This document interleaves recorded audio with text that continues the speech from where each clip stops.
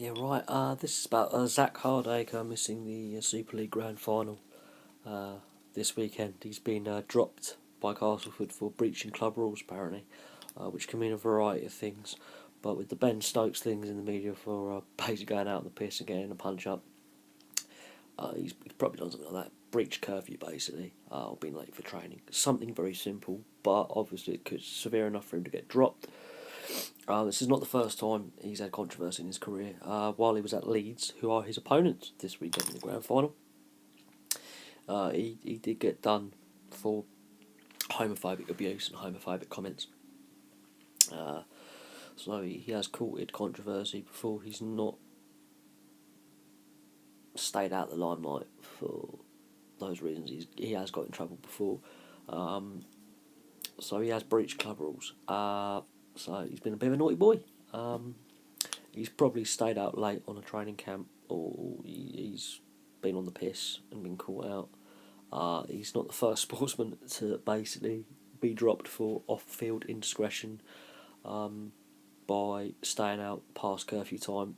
So he's probably been out in a week, had a couple too many, been a bit worse for wear, been caught out by coaching staff or management and told, look, still not the off season yet. You shouldn't have done that. You've been a naughty boy.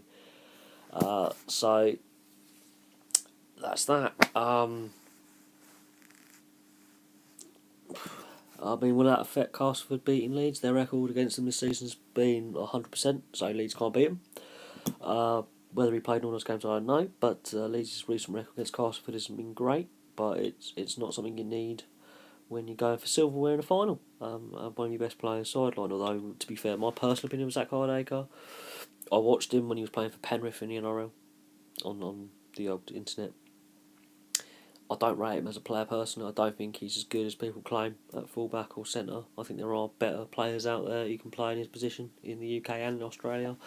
So I don't think he is the best. That's personal opinion. I'm not saying he is a bad player. I'm just saying he's not the best at his role.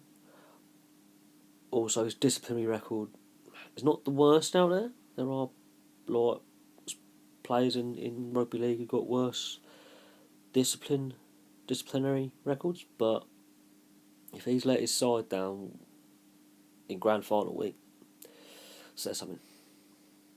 And if I was a Castleford fan, I'd be ripping my hair out because he's let the fans down. And if they go on and lose and Leeds win,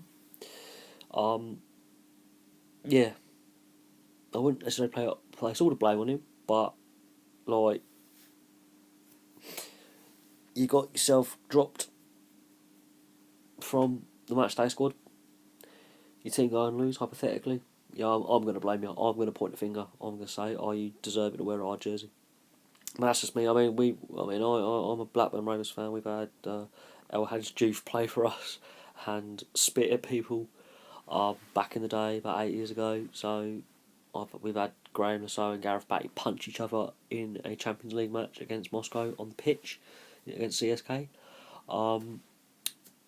I've seen Kieran Dyer and Lee Bowyer take lumps out of each other on the football pitch as well. So yeah, I, as a sports fan, have seen this happen before, where players have either done it on the pitch or even off the pitch, like off the field, off the ice rink, wherever it may be, muck up, and then subsequently they're suspended, be it for internal club reasons or actually they've been that stupid on the field, or have been done for doing drugs off the field or whatever, and been given an actual suspension by the league that they are in. And then their team goes on and has struggles or loses a game because they're missing or has a negative impact on the club. And then the fans turn. And if Zach Hardaker has done something like a Ben Stokes stupid, like actually assaulting someone or something like that, we don't know. It's just in the BBC News website, he's been dropped for breaching club rules. But if he has done something like as stupid as Ben Stokes has this week, just gone. And then Castleford go and lose this weekend against Leeds at Old Trafford.